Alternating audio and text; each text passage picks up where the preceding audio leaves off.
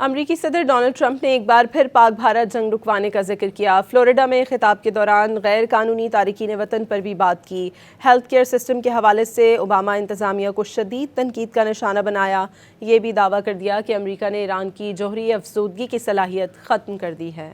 Florida میں ایک تقریب سے خطاب میں امریکی صدر نے ایک بار پھر پاک بھارت جنگ رکوانے کا ذکر کرتے ہوئے کہا کہ پاک بھارت جنگ سمیت 8 جنگیں رکوائیں۔ پاکستانی وزیر اعظم نے کہا کہ ٹرمپ نے 1 کروڑ جانیں بچائیں۔ ٹرمپ کے مطابق پاکستانی وزیر اعظم نے جو کچھ ان کے متعلق کہا وہ اعزاز ہے۔ ٹرمپ نے مزید کہا کہ UAE سمیت مختلف ممالک کا دورہ کیا۔ سعودی عرب، قطر اور متحدہ عرب امارات امریکہ میں $6 ٹریلین کی سرمایہ کاری کر رہے ہیں۔ انہوں نے مزید کہا کہ گزشتہ 8 ماہ میں کوئی غیر قانونی طور پر امریکہ میں داخل نہیں ہوا۔ غیر قانونی تارکین وطن کا امریکہ میں داخلہ روک دیا گیا ہے۔ ڈاکو، قتل اور مینٹل اسپتال سے آئے لوگ امریکہ میں داخل ہو رہے تھے۔ صدر ٹرمپ نے مزید کہا کہ نکولس مادورو نے امریکہ کے خلاف جرائم کیے۔ سب سے پہلے امریکہ ویژن کے تحت تمام کارروائیاں کی۔ ایران کے معاملے پر ٹرمپ نے کہا کہ امریکہ نے ایران کی جوہری افزودگی کی صلاحیت ختم کر دی۔ ٹرمپ نے دیہی علاقوں میں صحت کے شعبے کے لیے تاریخی سرمایہ کاری کا اعلان کرتے ہوئے کہا کہ صحت فنڈ میں $50 ارب کا اضافہ کیا گیا ہے۔ امریکی صدر نے سابقہ اوباما ہیلتھ کیئر بل پر تنقید کرتے ہوئے کہا کہ وہ منصوبہ انشورنس کمپنیوں کو فائدہ پہنچانے کے لیے تھا۔ یہ بھی الزام لگایا کہ منیسوٹا سے کیلیفورنیا تک کئی گورنر کرپٹ